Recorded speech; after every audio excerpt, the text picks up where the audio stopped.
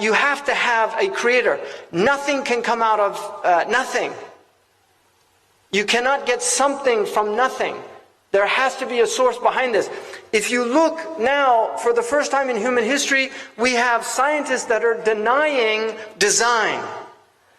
They say that it's only a trick in the mind, that you have been designed. And yet, we can clearly see the design of our bodies. People that say, well, you just don't understand natural selection. You don't understand the mechanisms of evolution that would enable you to reach this level of complexity without a God. Which my 15-year-old was studying biology, and his teacher was an atheist. And he came and told me that he was studying biology, and he said that his teacher said that we can explain life without God. And I said that biologists should not interfere with cosmology. A biologist should stay in biology and not start talking about cosmology, because that's another science, cosmology. And it reminded me of the joke about the biologists that meet God, and God asked them what they're up to, and they said, well, we've gotten rid of you. And God asked the biologists, how did you get rid of me?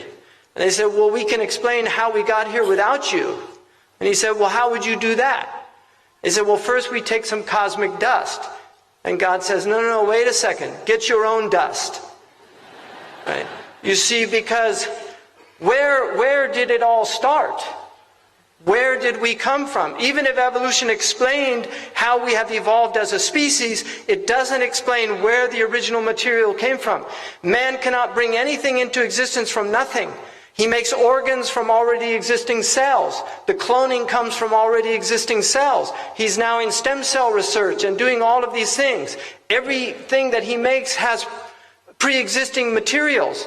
We cannot make anything out of nothing. It's impossible for humans to do that, because nothing comes from nothing.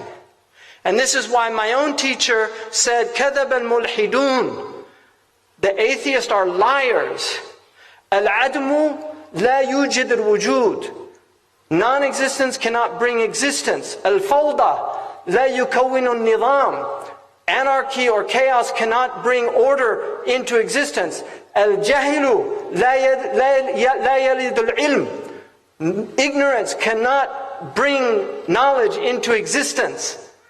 And then he said, إِنَّمَا هِيَ انْتِكَاسُ عَقْلِيٍّ كَمَنْ يَمْشِي عَلَى رَأْسِهِ وَرِجْلَاهُ فِي الْهَوَىٰ. This is the inversion, this is an intellectual inversion of reality, like somebody who's walking on his head and his feet are in the air.